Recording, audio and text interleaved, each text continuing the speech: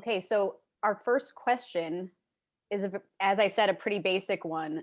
When a company is in financial trouble, what are its options? What can it do? And I'm hoping, John, you can explain this beautiful chart you have here. I hope so. I wrote it. So if your company is financially distressed and you're thinking about all of the potential alternatives that you can use to your advantage, they appear under the circle alternatives for debtor. If you want to think about what your adversaries, your creditors may do in a hostile fashion against your company, you look to the against debtor circle, right? Now, without any regard to which of these options make sense for your company, because it's going to depend on the facts, let me just quickly run through the alternatives for the debtor. So broad brush, an out of court restructuring is anything ranging from let's say, Bob's Burgers has 5 locations and it knows it's in trouble. It's got 5 large vendors and a bank. Bob can get those people in a room. I mean, COVID aside, he can literally get those people in a room. And if they can work something out, that's an out of court workout.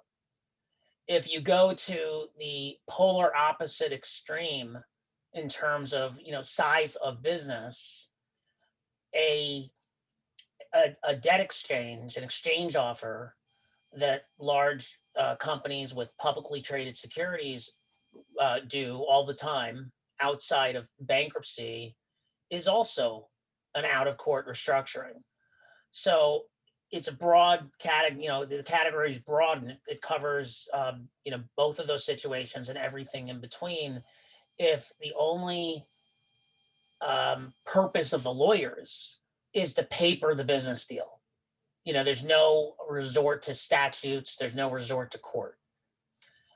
A friendly Article 9 surrender and satisfaction, that Article 9 refers to Article 9 of the Uniform Commercial Code. And the Uniform Commercial Code is a model law that's been adopted by all 50 states many years ago. And Article 9 governs governs how a company or person, but how a company can pledge collateral to secure its obligations, to secure a loan.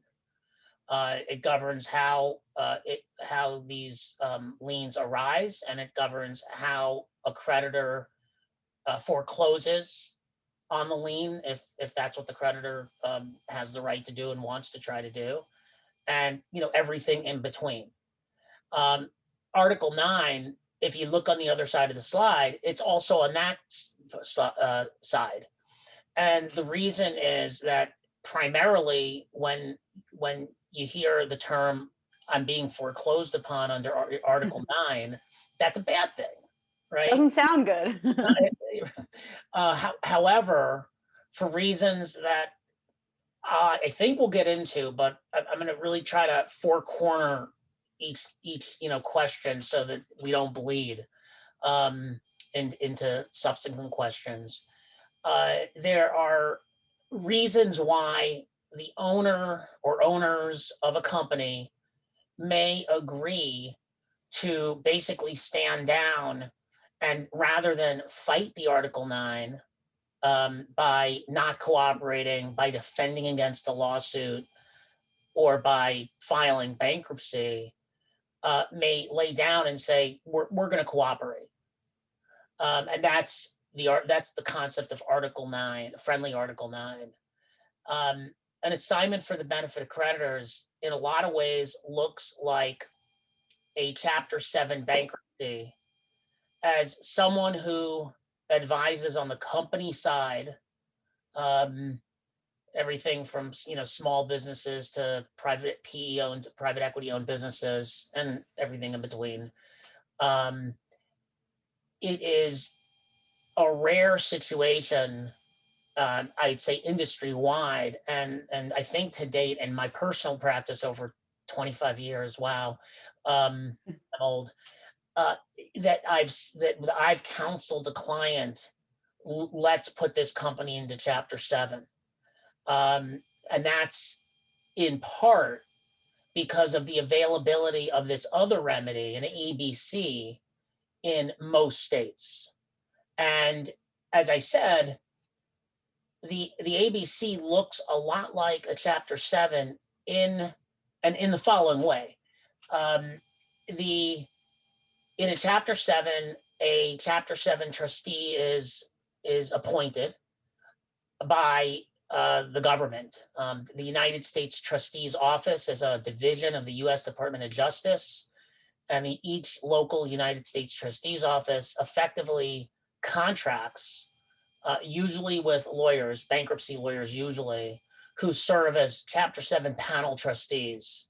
And each one gets handed a number of cases every month to administer as the Chapter 7 trustee. Most of these cases are consumer cases with no assets, and they're kind of, what's the term of art, loss leaders, because the quote unquote juicy cases where a trustee can actually make some money is in where there's a business case with assets. And for better and or for worse, oftentimes a primary asset that a Chapter 7 trustee will look to is some sort of litigation claim against directors, officers, and owners.